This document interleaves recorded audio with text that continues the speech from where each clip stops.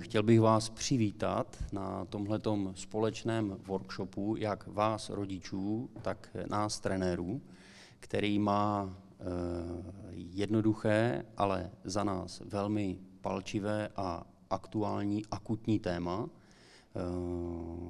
Pokud někdo nevíte, tak se budeme bavit o tom, jak jsou děti připravené nebo připravované na zátěž, jakým způsobem na zátěž reagují, kdo si co pod slovem zátěž představuje a co my jako rodiče nebo trenéři, ať už společně nebo jednotlivě, pro tuhletu věc, oblast, téma můžeme udělat. Co nás tady spojuje? Zájem o děti, OK. Zájem dětí o sport, OK.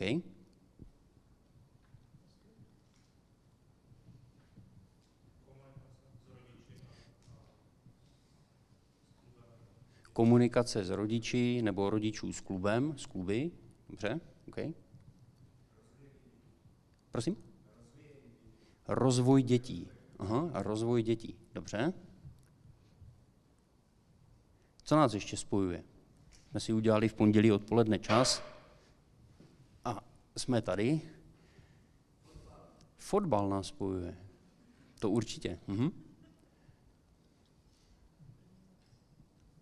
Najdete ještě nějaké pojítko?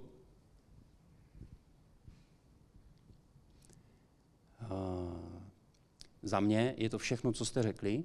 Naše téma, jak už bylo zmíněno, je připravenost dětí na nároky, a to nejen ve sportu. Schválně nakolik už takových situací konkrétních, které teď zmíním, tak jste zažili, viděli nebo máte kolem sebe. Je mi 7 a neumím používat příbor. Je mi 7 a neumím si zavázat boty. Je mi 9 a bojím se zeptat. Je mi 9 a neumím se zeptat. Je mi 10 a na trénink mi omlouvají rodiče. Nejde mi to, tak to balím a dělat to prostě nebudu. A nedělá to. Nechce se mi na trénink, tak nejdu. Univerzální odpověď na jakoukoliv otázku dobře. A nic víc. Reakce dítěte na jdi a poraď si, jdi a udělej to, zkus to vyřešit sám. Dítě se rozpláče. Rodiče v šatně U7. V 7 letech, v 8 letech, rodiče v šatně. Jak je to vůbec možné? Jak to vůbec může někoho napadnout? Jít do šatny a oblíkat dítě. Jak to dítě má potom samostatně hrát fotbal, když není schopné se v 8 letech samostatně obléct? Respektive oni jsou, ale ta náročnost je tak mizivá v těchto vlastně konkrétních situacích se to zrcadlí, že my potom se trenéři ptáme, a jak je možné, že neběhají? Jak je možné, že nechtějí? Jak je možné, že když jim něco přelítne přes nos nebo zrovna jsou konfrontovaní s nějakou zátěží, tak se prostě nerozběhnou. Jak je možné, že vědomně prostě dělat nebudou běhat? Jak je to možné? No, kde to pramení? Celou dobu se o tom bavíme. Představte si situaci, myslím si, že ji dobře znáte, kdy rodiče přímo vedou děti k nedodržování pravidel. Řekni si, že si pití děláš sám. Vezmi si tašku, aby trenér viděl, že si věci nosíš sám. Nebo situace, kdy rodiče ignorují nebo překračují informace, které prokazatelně ve skupině mají. Slovy je mi to jedno, já to stejně nečtu.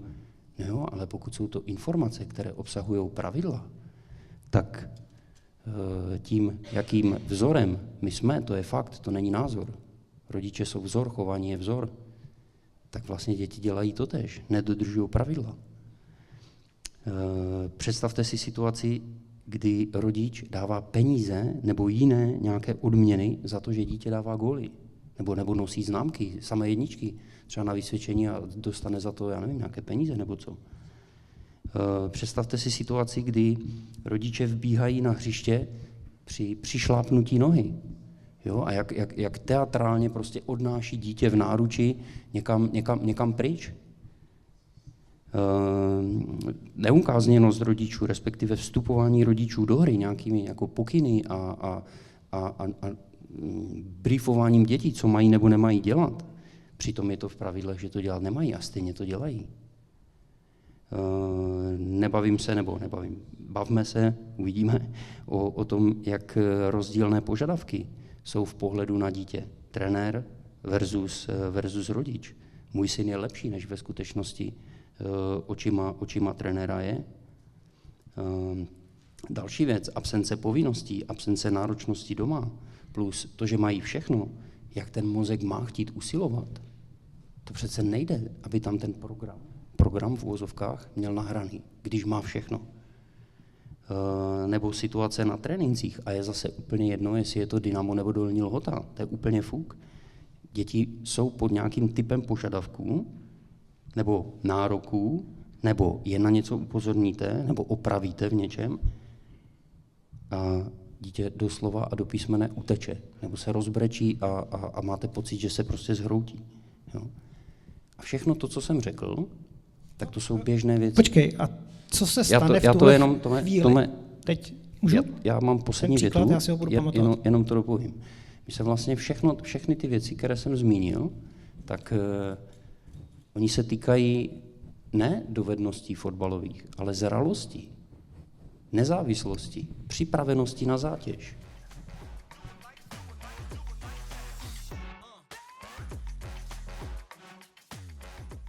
Můžu se zeptat, jak? Tohle je takový nekonkrétní, jestli čím to začíná teda doma?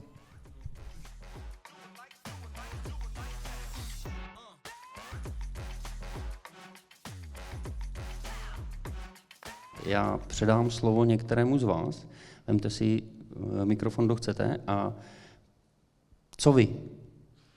Aničko, Slávo, Tome, Žmoldo. Tak já si to slovo rovnou vezmu. A já to zkusím hned propojit na začátku vlastně s tím dospělým fotbalem, protože tam to jde vidět. Já si myslím, že dneska některé děti na tu zátěž připravované jsou a některé prostě nejsou. Je to prostě různý. Já dám příklad, prostě když, já jsem to říkal Rostěvi teďka v týdnu, když jsme řešili, jako jaký příklady můžeme třeba uvést. Když jsme hráli s Libercem a ten zápas byl úplně skvělý, prostě hráči to odedřeli a po té 90. minutě tam jeden hráč skončil v křečích, prostě, ale byl to nejlepší hráč na hřišti a kluci mu říkali, teď půjdeš dom chrápat. No a šel kolem táta a říká, no chrápat nepůjde, protože my jdeme na chatu a budeme dělat dřevo.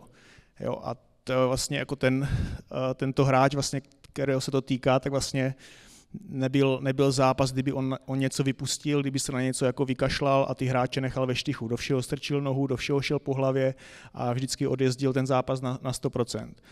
A pak tam byli vedle něho hráči, kteří prostě ten zápas odchodili. Když jsme po nich chtěli, aby prostě makali, tak oni si mysleli, že makali, ale potom, když se podívají na video, tak je to prostě odchozený. Ten hráč kolem nich sprintuje nahoru dolů a ti tam prostě chodí jak pantátové. A když se potom s těma hráčema jako bavíme a jestli ví, co znamená prostě ta bojovnost nebo nasazení, tak oni to vlastně v té hlavě vůbec nemají z toho domu jako jak pochopit. My prostě mluvíme úplně o jiných věcech, než třeba ten člověk, který to má v sobě jako tím životním stylem s tou rodinou, která ho prostě vedla k té dřině, tak to nemají za co uchopit. A ti hráči potom jsou na tom hřišti jako bezradní a ty dovednosti, ty fotbalový, jim nestačí na to, aby vlastně jednou třeba ten fotbal, prostě mi říká, ať moc nezmiňuji profesionální fotbal, protože tady spousta lidí jako profesionální fotbal třeba dělat nebude, ale prostě oni mají tu touhu ten profesionální fotbal hrát a nikdy ho hrát nebudou, ne protože nemají ty fotbalové dovednosti, ale oni nemají ty dovednosti, ty mimo fotbalové, které my jako trenéři nejsme schopni ty děti prostě naučit. Nejsme, my jsme schopni je podpořit. Žmolda, když řekne profesionální fotbal, tak si pod tím představte život, práci. Takže klidně mluv profesionální fotbal. Hodně, teď jste otevřeli téma, jedno téma jsme skoro jako uzavřeli, do kterého jsme se chtěli dostat, vy jste to trefili moc hezky, takže klidně mluv o profíkách. Ale myšleno do života. a prostě nejsou připravený fakt ani do života. Jo, budeme se bavit o tolik zprofanovaných slovech, jako je důslednost, jako je přísnost, jako je zodpovědnost. Jo, to jsou všechno jako hezké hesla, za kterými si každý z nás představuje úplně něco jiného, nebo často úplně něco jiného. A ten nesoulad, tak ten je taky zdrojem vlastně rozpaků v dětech. Nesoulad mezi rodiči, nesoulad mezi trenéry a rodiči. A vy všichni, jak tady jste, tak informace, které dneska zazní, tak můžete a nemusíte využít. Pokud vám budou nějakým způsobem ladit a korelovat s tím, co si myslíte, tak budeme moc rádi, když se v něčem ujistíte, nebo když v něčem dostanete odpovědi, anebo tím, že se spustí nějaká diskuze, tak že dostaneme všichni odpovědi.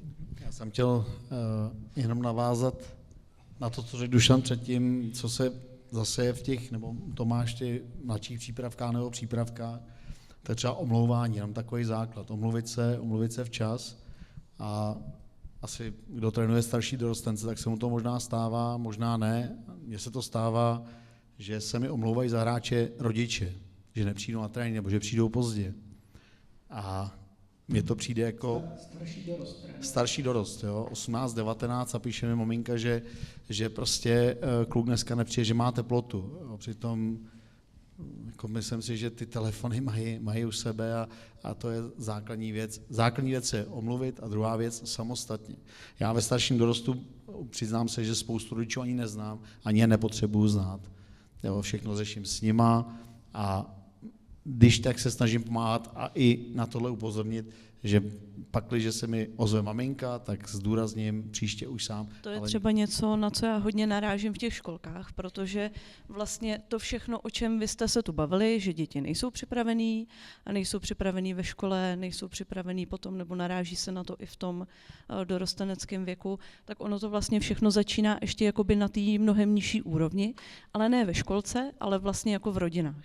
A je to právě hodně i tím, že ty rodiče mnohdy právě těm dětem ve snaze, aby měli jako super dětství a všechno a měli vlastně všechno to, co my jsme třeba jako neměli, tak jim umetají cestičku, dopřávají jim jako obrovský komfort a zároveň ty děti dneska přirozeně nezažívají, řeknu, nekomfortní situace, takový úplně běžné věci, které je vlastně učí nějakým způsobem odolnosti, překonávat překážky a vlastně ty děti nejsou zvyklí na nějaké podmínky, pravidla, nějakým způsobem tlak, ať už jako tréninkový nebo ve hře, nebo právě třeba potom ve školce, ve škole. Prostě chtěla bych tady seděl a dával příměr teď vlastně jako do školství, jo? Tak já rodičák, slyšíš to? Tak na rodičák přijdou fajn rodiče. Tak já předpokládám, že vy jste fajn trenéři a fajn rodiče a cílíme na to, jak eventuálně postupovat, že drtivá většina z vás tohle nedělá. Protože jsem se chtěl zeptat, je nás tady 70 a kolik je tady učitelů ještě? Dobře. Ale mně přijde, že většinou kamkoliv přijdu, tak je tam 70 učitelů. Nebo trenérů. Dneska je každý učitel a každý trenér v České republice. A doktor ještě, jo, že to je taky pravda, že určitě by to měl vylečit lépe. A to je ta pointa, co jsem chtěl říct. Důvěřujte a respektujte ty trenéry, i kdyby to byla nějaká jako blbost. Protože nevíte, proč to zrovna vzniklo. On se rozbrečí, teď chci říct, že teda ono na něj nějak zatlačí, on se rozbrečí. A jak funguje teď drtivá 99% nás, rodičů? Co? Jdem si? Lehnout? Jo, takhle. Ne, ale z 99% lidí to jde řešit. Za to dítě. On se mi rozbrečel, vy jste na něj byli nároční. On teď z toho brečí. Ten trenér i ten učitel hledá vždycky laťku na to a musí teda jednak dodržet nějaký pravidla, tak ho musí sprdnout a musí na něj vytvořit ten tlak.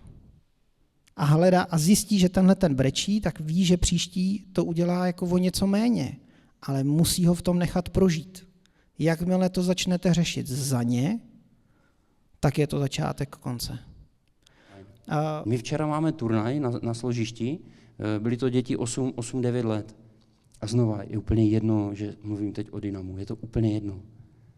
A my po tom turnaji prostě sedíme a říkáme si, má to smysl dělat? Má to smysl dělat? Přece jako chtít za někoho, aby chtěl, nebo aby chtěl víc, nebo aby se jako nehroutil pod požadavkama.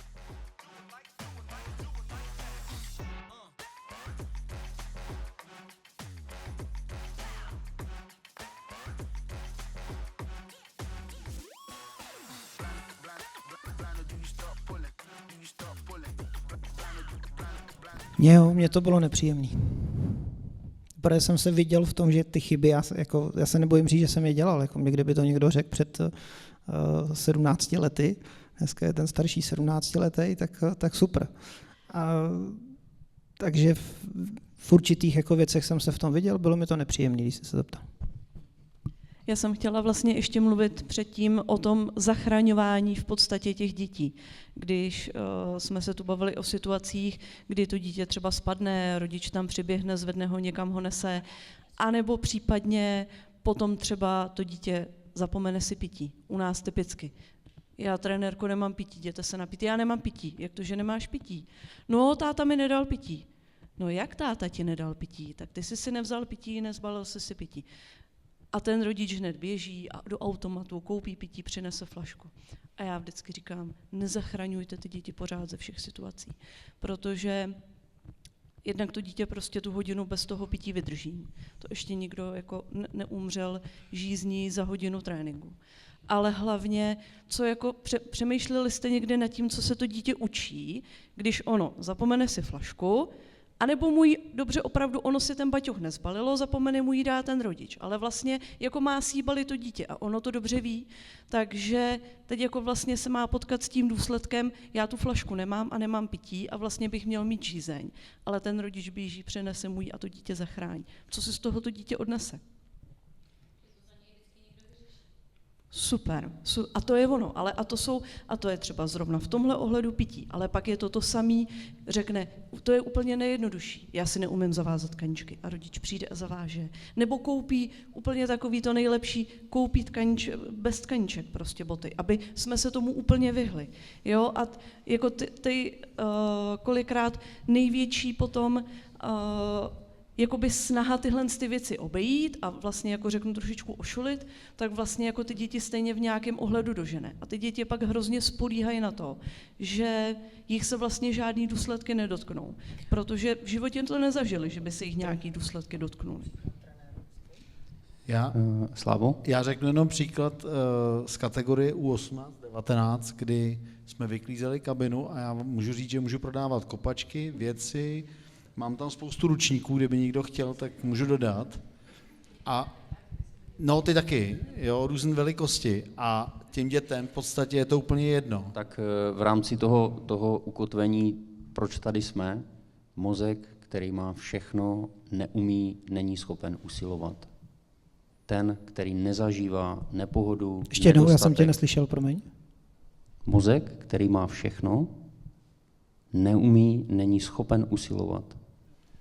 Jo, takže my jako rodiče dneska, pokud to dítě chceme vychovat pro ten sport nebo pro ten biznis, práci a podobně, prostě, aby uspěl ve škole, pro život, tak si myslím, že je potřeba jim prostě vytvářet jako umělé překážky, prostě myslet na to, jakou překážku mu vlastně vytvářet a dávat mu klacky, v uvozovkách klacky pod nohy, aby si vlastně tím životem jako prošel jako složitěji, než ten život vlastně nabízí.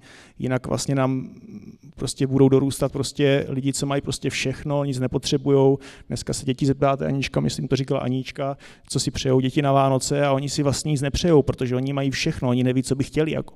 Jo, prostě, co si má to dítě přát, když má úplně plný pokojček, hraček a všeho možného. Prostě už nic neexistuje. Dneska jsem tam narazím na nějakou diskuzi a tam se vlastně rodiče předhání, v kolika letech už poslali dítě vlastně do obchodu. V 5, v 6, v 7, v 8. moje už ve 3 a tak dál, tak se prostě předháněj, ale to je prostě, to není samostatnost, to je jenom prostě odvaha těch rodičů, že ho prostě vypustějí. Samostatnost je tehdy, když to dítě se ráno prostě obleče, vezme si bundu, vezme si ty peníze, zajde do toho obchodu, koupí to, přinese a tu tašku dá normálně na stůl a vy jste ani nevěděli, že to děcko prostě do toho obchodu šlo, ale pokud mu zavážete boty, dáte mu bundu, dáte mu peníze do kapsy, řeknete mu, kolik má zaplatit, co má koupit, pak přijde, vyslečete ho, vizujete ho, jo, umyjete mu ruce, tak to prostě není samostatnost. Ale vím, že prostě dneska jako rodiče pořád jako soutěžíme, které děcko dřív chodí, a které umí dřív mluvit, které dřív vlozí a tak dál. Prostě a to je cesta do pekel.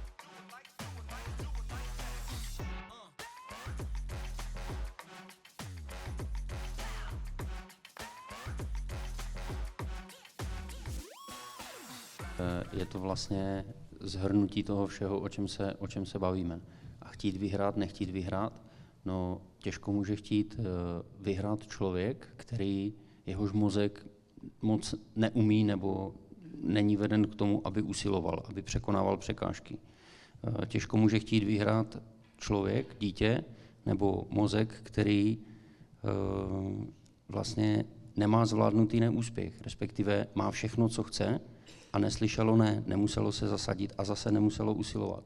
Vlastně, ať už tady uvádíme příklady od mistrovství světa v Kataru, nebo profesionální fotbal v Česku, nebo malé děti, vlastně já mám chvilkama pocit, jako vstoupit do toho, jestli nám ta pointa jako neuniká, ale neuniká. Protože my všichni, jak tady jsme, vytváříme to prostředí, kdy buď na ty děti nároční jsme, anebo nejsme. Nebo jsme míň, nebo víc, nebo jsme v souladu, nejsme v souladu, ale každý vlastně, jak tady jsme, a omlouvám se, že to teď komplikuju tady tohletou vsuvkou, moc děkuju za to, že tu jste, vážíme si toho, víme, že zpravidla na takové akce chodí ti, kteří to nejméně potřebují slyšet, nicméně všichni máme kolem sebe lidi, máme kolem sebe partnery, máme kolem sebe další rodiče, máme kolem sebe trenéry a už to, jak my navzájem na sebe jsme nároční, tak se to zase zrcadlí v tom, jak jsou nároční na sebe děti, nebo jak vlastně jsou schopni jako zabrat, zamakat, chtít vyhrát.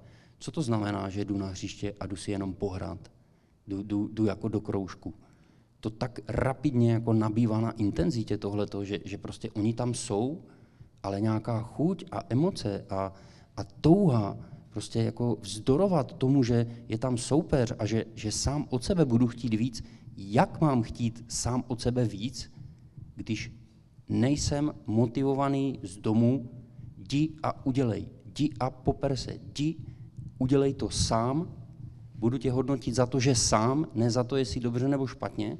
Prostě ne vy, to není vůči nikomu z vás nebo z nás osobní, ale to máslo máme na hlavě všichni, jak tady jsme, úplně všichni, protože pro tu věc můžeme prostě víc udělat. Vy jako trenéři, kteří jste ve svých oddílech a máte vedle sebe trenéra, který třeba tyhle ty principy porušuje, vy mu to můžete nebo máte říct.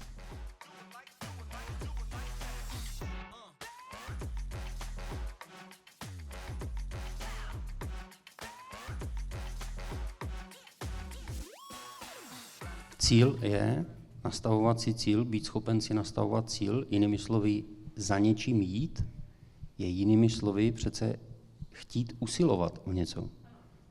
Pokud mám všechno, doma mi rodiče posluhujou, pokud nemám kondici v předškolním věku, žiju prostě život plný všeho, nemám jak o co usilovat.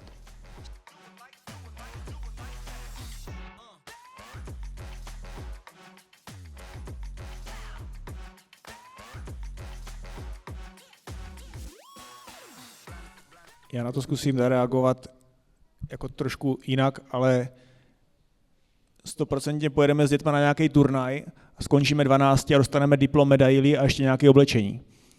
A to je největší problém, že všichni dostanou ocenění.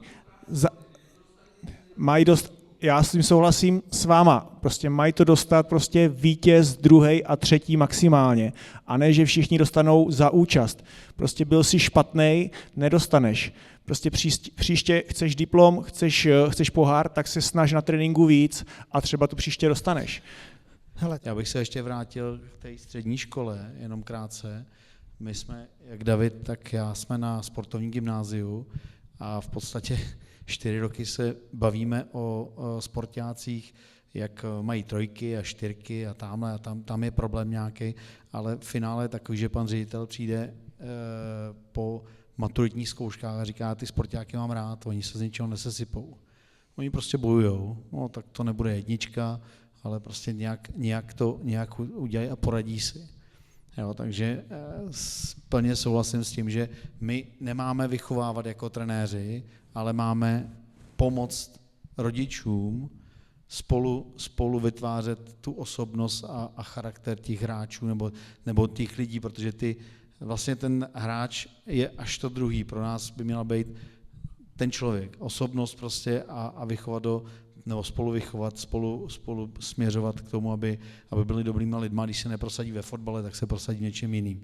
Ale nebudou mít strach a budou vědět, že jsou v něčem dobrý a že mají nějaký kvality a že budou odvážní. Takže tohle bych řekl za mě, že jsem a musím, že tohle mě naučila v tomhle hodně Kanada. Tam se vždycky říkalo, že první je ten člověk a potom je ten sportovec. Jo, Jakou motivaci pro cokoliv má dítě, které nic nemusí? Nebo toho málo musí? Nebo málo má? To je přímo úměrné. Čím samostatnější dítě, tím motivovanější pro cokoliv. Samozřejmě to má další jako odstíny, úhly pohledu, ale čím samostatnější dítě, čím samostatněji si vlastně umí nebo je vedeno chtít umět si poradit, tak to jasně z toho zní to slovo motivace. A přitom ty děti jakoby tohle v sobě vlastně přirozeně mají. Když si třeba vzpomenete, jak vaše děti byly do toho věku 3 let, a takový to období, kdy mají všechno já sám tohle udělám, já sám si vemu lžíci, sám se nakrmím a vlastně zkouší to a chtějí, odhání vás od toho a to je období, který je třeba prostě v tomhle jakoby využít a vlastně umožnit to. Udělej to sám, vyzkoušej to, tohle je teda ještě moc, s tím ti pomůžu, tohle ti nejdřív ukážu, ale vlastně jako využít to, aby ty děti sami tvořili, sami se o sebe postarali, pomáhali vám s domácíma pracema, zapojili se přirozeně vlastně do domácnosti ve věku, kdy vlastně oni to přirozeně chtějí a vyžadujou. A to je vlastně potom takový pro ně. Oni tím i jako hrozně vyrostou.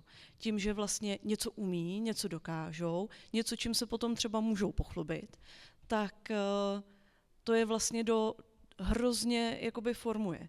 Když vlastně ten rodič potom přijde a ty věci za ní dělá, tak jim bere, řeknu takovou jako svobodu, autonomii, sebedůvěru a tady na začátku od vás zazněla krásná jako věc, že co když má ten rodič strach?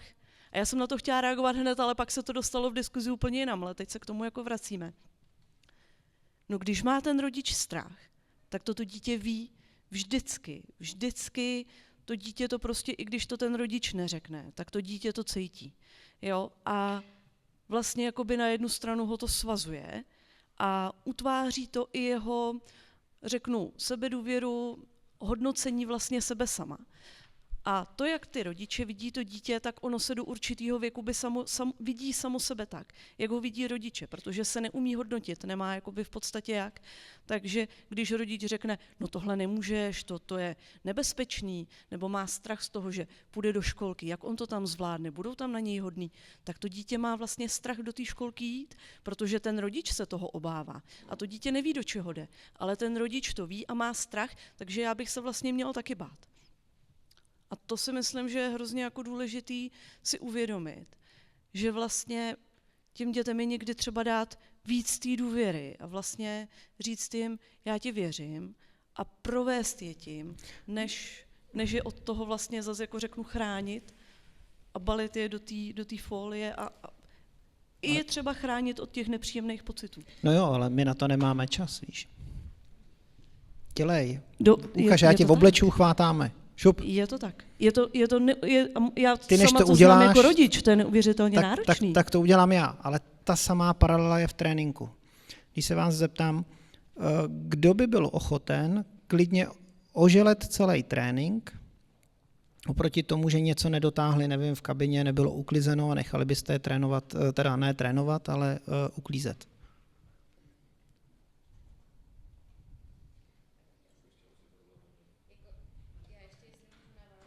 Jo, hned. Já chci říct, že za mě jako je to klíč. Je to nad tím tréninkovým procesem v tu první chvíli. Je to dokonce nad tím vzděláním. A ještě jsem chtěl vlastně reagovat na tu střední školu, vlastně jak se hrou ty děti před tou maturitou, tak vlastně ono to souvisí i s tím, že dneska ty rodiče prostě dělají za ty děti úkoly, jo, nebo jim pomáhají tak moc, že to prostě není jejich úkol. Takže potom, protože ty rodiče chtějí, aby vlastně byli pořád úspěšní. Jo, a to je problém třeba i v tom fotbale. Teď, když se zase vrátím do fotbalu, když máme ty talentovaný hráče, ty nejtalentovanější, tak oni vlastně mají takové postavení, že oni neznají lavku, oni neznají, že jdou hrát o kategorii níž. Oni prostě proplouvají jako kdyby, ne že zadarmo, protože to stojí spoustu energie, spoustu sil, ale já si myslím, že my jako trenéři zapomínáme, nebo v tom klubu zapomínáme na to je připravit na ten dospělý fotbal, že oni jsou nejlepší v té dané kategorii, ale potom to přijde do juniorky, nedej bože do Ačka, kde prostě těch ročníků je najednou víc a oni tam nejsou ti první, oni tam jsou najednou ti poslední a zažívají poprvé v životě vlastně neúspěch. Najednou ten trenér se s nima nebaví, protože proč by se bavil s nějakým 19letým klukem, který šel z dorostu.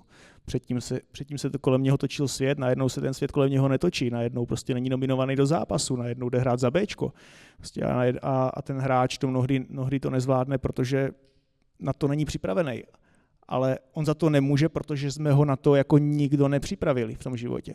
Ten hráč zažije poprvé situaci, kterou v životě nezažil a my se divíme, proč se tak chová. Už ne?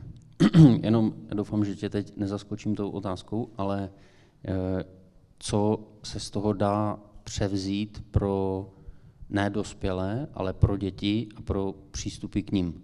Z toho příkladu, který uvádíš. Tak ať to neodběhne příliš do... Zkusím hned. Teďka dám třeba příklad. U nás doma vlastně Adam si stěžoval, že vlastně trenér v karate, nebo že nechci do karate, protože má špatného trenéra. Říkám, a proč máte jako špatného trenéra? No, protože on nás trestá, že děláme něco špatně, my musíme dělat dřepy nebo kliky. No, tak budeš dělat dřepy a kliky, prostě máte špatného trenéra, ale musíš to s ním prožít. A ne, že já ho vezmu jako z toho karate a dám ho do jiného karate. Prostě takovej prostě trenér je, takový prostě bude učitel. Prostě nebude pokaždé ten trenér podle tvýho gusta, nebude učitel podle tvýho gusta, bude to prostě tvůj vnitřní boj, abys to zvládl a dokázal s tím člověkem vycházet. Protože v tom životě potom potkáš nějakého šéfa, který ti bude vyhovovat, nebude vyhovovat a je potřeba se s ním naučit prostě vycházet. A ten sportovní život toho človíčka na to připravuje. Jo, zase jsme ale u toho, že to je o pravidlech a důsledného dodržování těch pravidel. I kdyby bylo jaký bylo. Jakýkoliv. A pro mě, teď jsem si vzpomněl, Slava, o té Kanadě, máme tam kamaráda, který hodně tady odtať vlastně jako odešli, ale přišli do té Kanady a jejich první věc je, že mu zaplatili kurz ledu, bruslení, hokej. Tak v Kanadě tak z nich bude hokejista. Ty rodiče mi to vyprávěli tehdy, 2 tréninky po sobě brečel, nechtěl tam. Při 3. tréninku nicméně ale řekli, ne, my jsme to zaplatili, ten půl rok to absolvuješ a pak si vybereš, že eventuálně nebudeš chodit na ten. Já jsem přesvědčený, že díky tomu vlastně má dneska vlastnost takovou, že jako nevzdává ty věci, funguje, když si něco vezme do hlavy, tak prostě jako potom jde a dodělává jako ty věci. Dneska po 2 pobrečených prostě trénincích v nějakém jiném prostředí 90% rodičů vezme a ukončí to, tak nemusíš. Tome, já jenom navážu, aby to zase doufám ukotvil k našim nejmenším dětem. Mně se na trénink nechce. Jak nechce? Nebo no on měl rozehranou hru a mu se nechtělo, tak my jsme nešli na trénink. Jak nešli na trénink? Prostě trénink, tak jdeš. Bez debat, jdeš na trénink, oblíkej se, aby... A jak ho mám jako donutit? Jako jak ho mám donutit? No, jak ho mám přinutit k tomu, aby šel? No, vy jste rodič a vy se mě ptáte, jak ho máte přinutit? Prostě jde na trénink, vy jste jeho rodič, vy přece máte převahu nad tím dítětem. Dítě, které nemá nad sebou rodiče s převahou, kdy se mu nechce na trénink a prostě nejde, no tak to v tom dítěti vzbuzuje ale velkou nejistotu. To, že můj táta nebo máma, který je o tolik větší, o tolik starší a já spoléhám na to, že on ví, že má odpovědi, takže já si můžu dělat, co chci. No, to, mimo jiné, to by takovýto příklad poukazoval už na 3-4 roky, kdy většinou jako naskakuje období vzdoru a umět prohrávat, čili umět vyhrávat, čili umět se poprat, souvisí s zvládnutým nebo nezvládnutým vzdorem. A samozřejmě, aby to nevyznělo zase nějak, že jsem nějaký nelidumil nebo co, ale pokud na trénink nechce i za týden, i za 14 dnů a nechce na něho celý měsíc, no tak ho samozřejmě je ten pes někde, nebo je někde zakopaný pes. Ale pokud je situace, já nejdu na trénink, já nechci, nebo mě se zrovna nechce a rodič potom říká, no když on už na ten trénink přijde, tak on už je potom fajn, ale přemluvit ho, aby šel, zás o čem se to bavíme v tu chvíli? Prostě jdeš na trénink a hotovo. Já se s tím v kategorii setkávám, protože máme fakt jakoby tyhle ty úplně nejmenší. My máme v kategorii, řeknu, 45, skoro 50 dětí. Chodí na trénink 25, když je nás tak jako hezký počet, tak je nás 25. A často nám ty rodiče právě končí a já jim vždycky říkám, dochoďte to, aspoň měsíc nebo čtvrtrok, jednak to máte zaplacený, ale hlavně jako ukažte tomu dítěti, že nemůže z těch věcí tak snadno utéct. Ale chodí k nám taky vyloženě cestovatelé po kroužcích. My už jsme byli tady a mají obešlých 10, 15, 20 kroužků.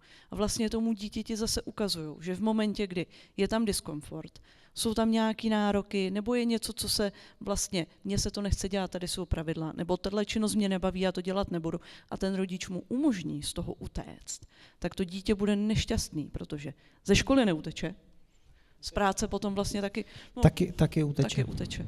Ale rozumíte, vlastně jako zase se učí jako úplně špatný, řeknu, princip do života, že nemusím dělat činnosti, které mě nebaví. Zvedněte ruku, kdo nemusíte dělat činnosti, které vás nebaví, je tu někdo takový šťastný. Já jsem se třeba dneska zamyslel nad tím, jakou motivaci jsem měl, zamyslel jsem se taky, jakou jsem měl motivaci. Jako mám tátu, který hrával fotbal, byl na dobré cestě, zranil se a on si žil částečně svůj sen jako skrz mě, ale nikdy ten jeho sen nebyl větší, než jsem měl já. Já jsem byl ten, který ho pořád nutil, ať si jde se mnou kopat, já jsem chtěl trénovat a jako on se ho žil se mnou, ale dneska si myslím, že to kolikrát je obráceně, že ty rodiče mají větší sen, aby se stal profesionálem a upřímně řečeno. Motivace rodiče má být pro motivaci dítěte terénem, nikoliv důvodem.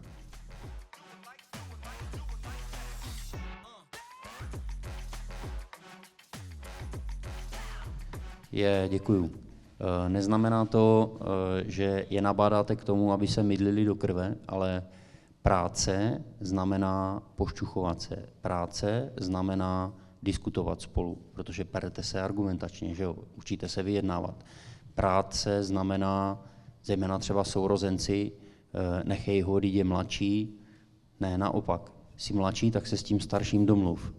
Já vím, že to nejde zaobalit jenom do těch pár vět, kterýma reaguju, ale pokud nenecháme se děti prát ve slova smyslu zasazovat se o něco, co chtějí, vyjednávat, jinými slovy, umět se nedat, jak se mají umět prát v životě. Je to praní, to neperte se, to úplně k tomu rozvoji, jako dovednosti umět se nedat. Přece práce znamená tak mě přesvědč o tom, že máš pravdu. Nenuď mě si myslet to, co chceš ty, ale přesvědč mě o tvém názoru, přesvědč mě, odargumentuj mi to, co chceš, proč to chceš. To je taky přece práce. A když to vrátím zase zpátky na začátek té myšlenky, ideálně doma, sourozenci, ne perte se, ale pokud se perou, tak ať se perou. Nesmí téct krev, nesmí padat vulgarizmy nebo něco, co je sociálně za hranou, ale ať se učí, přestože se spolu dohadujou, se domluvit. Umět se nedat. Prostě tady k tomu práce, krásný příklad jako z zápasu těch malých dětí u 8, u 9, autový vhazování. Očividně aut například probílí, červený si vezme balón a jde hrát a bílým je to vlastně úplně jedno, že hraje ten červený. Oni nejsou schopni si ten aut vlastně kdyby uhádat. Prostě tak hrají. Takže to měli jako, děti to měli jako jeden z úkolů naší U9, prostě poprat se o ten aut, ne, že budu já jako trenér říkat, ten aut máme my, ne červená, ale bílá, ale vy se o to poperte. To nebyla sporná situace, to byla prostě situace, kdy tam jednoznačně kopou ti soupeři a naši kluci ten balon prostě nechají, ať si rozehrajou balon. A vlastně diví se, že nemáme my, ale nejdou vlastně do té konfrontace s tím soupeřem, aby si ten aut prostě uhádali. Jednoznačný aut. Nebo odpověď dobře, jak se máš dobře, jak jsi se měl ve škole dobře, co to znamená dobře? No dobře. No a já tomu nerozumím, tak mi to vysvětlí. V tu chvíli se to dítě je nuceno přece prát. A naše důslednost znamená, že neuhnu do doby, než mi vysvětlí, co to znamená. Já nepotřebuju, aby si myslelo, že má odpovídat to, co já chci slyšet, ale mě zajímá, co si myslí. Tak já si nebudu mluvit tak hezky jako kluci s Aničkou tady, ale chtěl bych poděkovat vám, co jste přišli, protože jak už tady bylo řečeno, myslím si, že zrovna asi vy jste ten seminář nepotřebovali, nebo nebylo to určené přímo pro vás. Ty, co by to potřebovali, tak tady asi nejsou.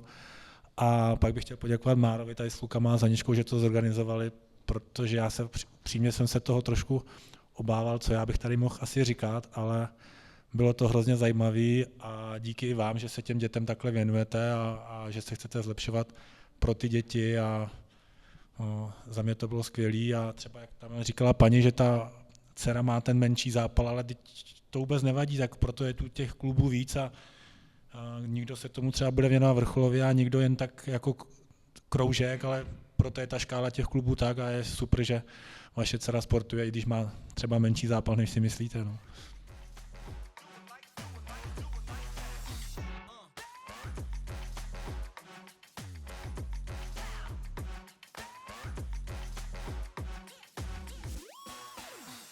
Děkujeme. Jestli na to vlastně můžu zareagovat? Ano. Já si myslím, že toto téma je pro spoustu rodičů strašně těžký. Tak já, kdybych ty informace neměl a měl bych třeba 15letýho syna a toto vlastně všechno slyšel a vlastně věděl bych, kolik věcí vlastně se mohlo jako udělat jinak, tak by mě z toho bylo jako ousko.